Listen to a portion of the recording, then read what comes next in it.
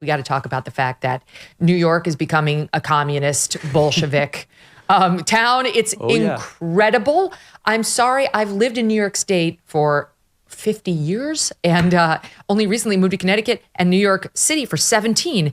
I can't believe they've done this. How did we go from Giuliani, Bloomberg, cross over de Blasio and Adams to a socialist who now is very likely to win because anybody who gets the Democratic nomination wins. Now, it's true, some people will organize against him. Some New York business leaders are very scared. Some Jews in New York are very scared that this guy who defended globalized the Intifada recently on a podcast at the Dispatch is their next likely mayor. So they could potentially organize now in a way they didn't before the primary to stop him. But if you had to put money on it, you'd have to put it on this guy becoming the next mayor. What does this say about New York and our country?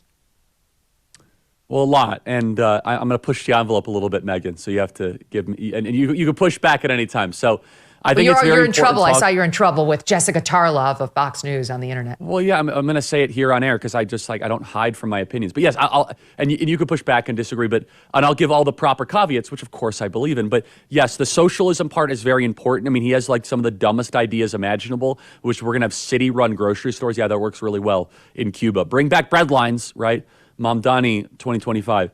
And obviously he wants to tax the rich. He wants to take more money away from people. All that's super bad. He wants to defund the police. He's on the record saying defund the police. He wants to send social workers instead of cops. But we need to also understand, and we have to be very delicate how we talk about this, and I'll give all the proper caveats, right? Not every Muslim is bad. A lot of Muslims are really decent and good people. My primary care doctor is actually Muslim. I've endorsed someone running for office as a Muslim, Zuhdi Jasser here in Arizona. So we all know individually good Muslims.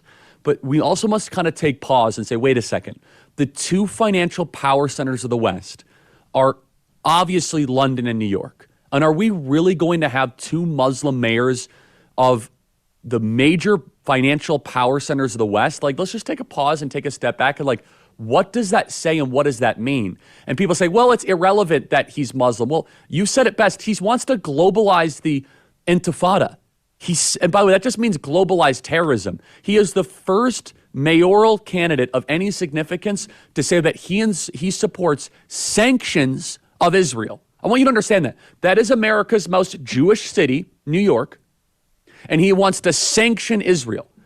And we're not allowed to mention that he's also Muslim. I'm sorry, that actually matters a lot. And he should be put on the record and ask questions about not just his faith, but also, do you think that it's good that we're continually importing hundreds of thousands of people that don't import our values? And you look at Ilhan Omar. Is Ilhan Omar a good example of someone that has pride and patriotism and gratitude for our country? It's not a good track record so far. And from Mamdani, you're seeing someone that has resentment-driven politics, super bad economics, terrible economics. But dare I also say, a radical cultural orthodoxy that is going to be introduced into America's largest city. One that will not make it a safe place for Jews, not a safe place increasingly, I think, for Western values and potentially Christians. And to say that you are in favor of boycotting, divesting, and sanctioning Israel in America's most Jewish city, and it's just a coincidence that guy happens to be Muslim, yeah, I think that's complete rubbish. And final point I'll say is this, is that London is a captured city. I don't know if you've been there recently, Megyn, but awful. It is a husk of its former self. It is terrible.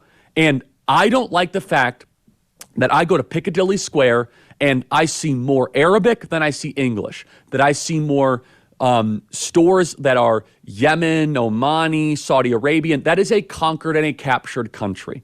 And Mamdani has to run on his own merits. He's his own individual person. But he has not given any indication that he is anything but a radical socialist and someone that is trying to continue the Mohammedan march in the West.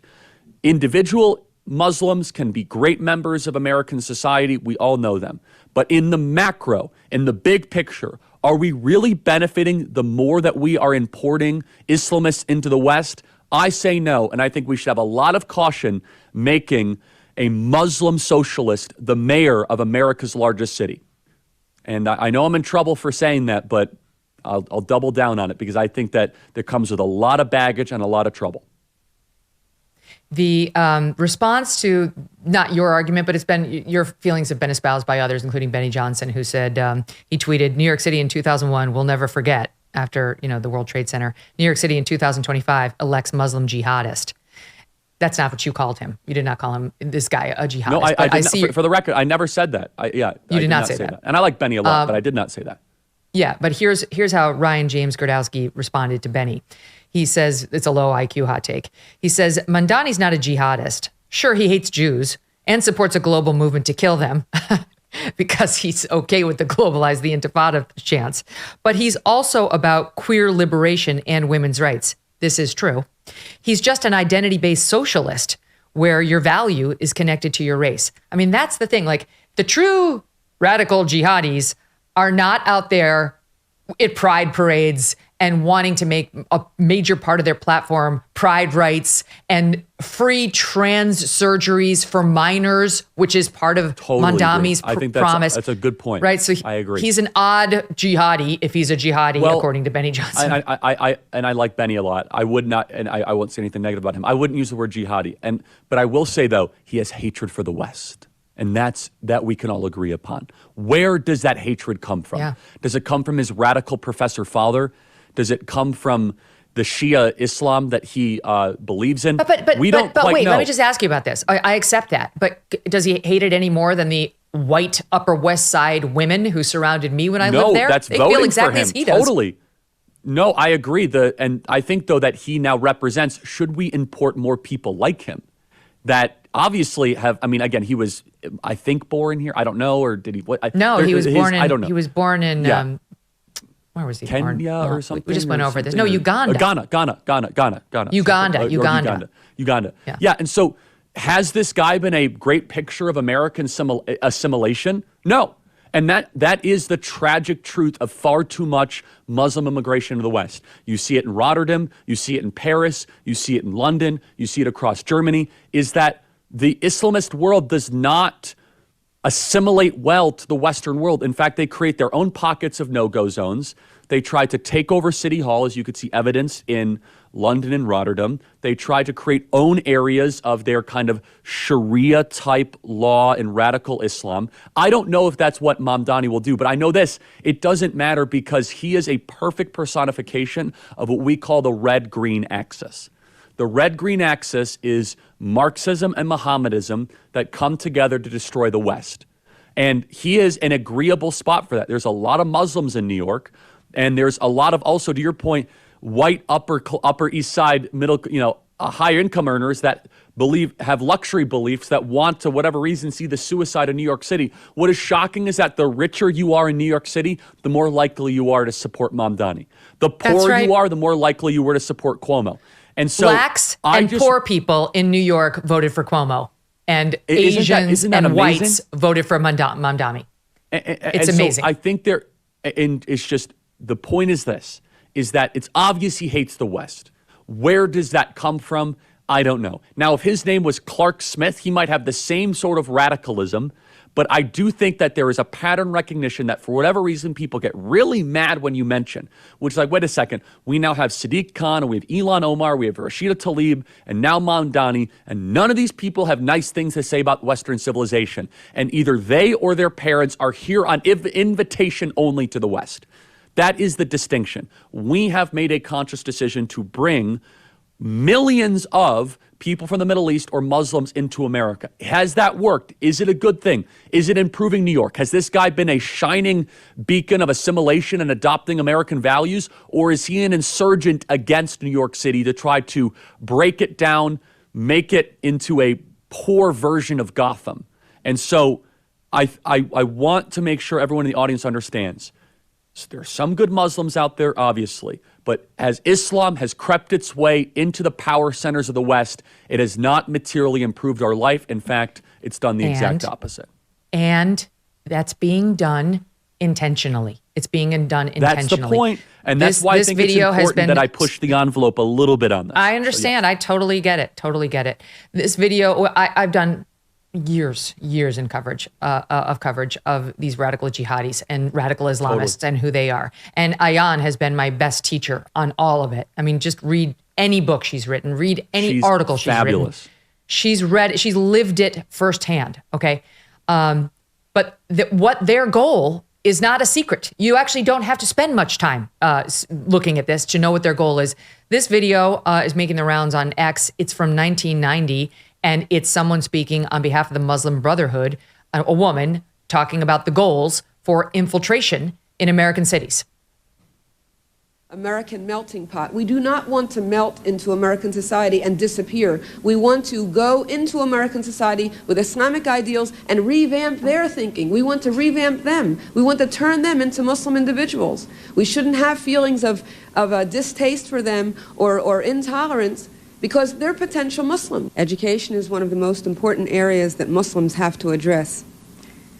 And while our final objective is not just to become part of the system that we experience now and that we see, our final objective is to create our own Islamic systems, and not only create Islamic systems for Muslims, but to look at all the other people who are sharing this country with us as potential Muslims. And in that long-range process of making America Muslim, all of America Muslim. Yeah. So it's not a secret.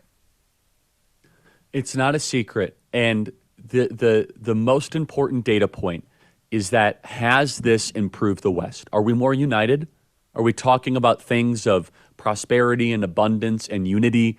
Has this been about like a return to American values? Or does this feel kind of like an insurgency campaign that we have voluntarily invited into our society? And again, so people are going to attack me. My primary care doctor is Muslim. I've endorsed him for running for office, all that stuff. But when we look at our immigration policy, that continues to bring people in that don't assimilate, and they don't, I've said this before and it drives people nuts and I don't care. Islam is not compatible with Western civilization. Fundamentally, Islam is at war with freedom of speech, with freedom of worship, with freedom of assembly, freedom of religion, and separation of mosque and state. They don't believe in a separation of mosque and state. That's why so many of them are running for office, is that at its core, Islam is about power. The greatest man ever to live in the telling of Islam is a desert warlord. It's not a criticism, it's just a fact. And so as we're looking at this as Westerners, we should just, Jessica Tarlov calls me an Islamophobe. And my response was like, please stop using thought-terminating cliches and let's just have a discussion about this. Yes. Okay? It's not about like being, like, is it good for us? Has it improved our life? Do we want this to continue? Is this the best we can do? Is London doing better since Sadiq Khan took over? No, actually. They're doing far worse. The UK is a divided, sad, just somber museum is basically what it is. And so listen to this. So please. I'm just going to add to it. Laura Ingraham tweeted this out. It's a related point, which I think is what you're trying to say. She wrote, "You think New York City's turn to socialism and communism is just a New York thing? It's not. Uncontrolled immigration, greenlit since the 1980s by the Uniparty, is remaking every American community. We imported anti-Americanism, cultivated it in schools. Now comes the poisonous crop." And on top of that, you get, Zohran's, tweets from the past saying things like queer liberation means defund the police. He wants to open the prisons and get rid of the cops. Correct. And we're supposed to believe he loves the country. We are days away from what has been dubbed by some the Rio Reset, what some worry could be a threat to the US dollar's global dominance in over 80 years. On July 6th, BRICS nations, that's Russia, China, India, and Iran, and some more, are expected to unveil their plans to circumvent the US dollar, thus cratering, its value. Some report that they've already been laying the groundwork as their central banks have been methodically divesting from the US dollar and US bonds in favor of gold. How can you protect your IRA or 401k from the fallout from this landmark shift? One option is to diversify with gold from Birch Gold Group. Historically, gold has been a safe haven in times of high uncertainty, which is right now. Get a free info kit on tax-sheltered gold IRAs by texting the word MK letters to 989898. July 6th could mark a monumental shift happening among nations that control 1/3 of the world's GDP. Arm yourself with information to diversify your retirement savings. Text MK to 989898 and claim your free info kit from Birch Gold. Thanks so much for watching. If you like what you just saw, hit the subscribe button for more clips and full episodes.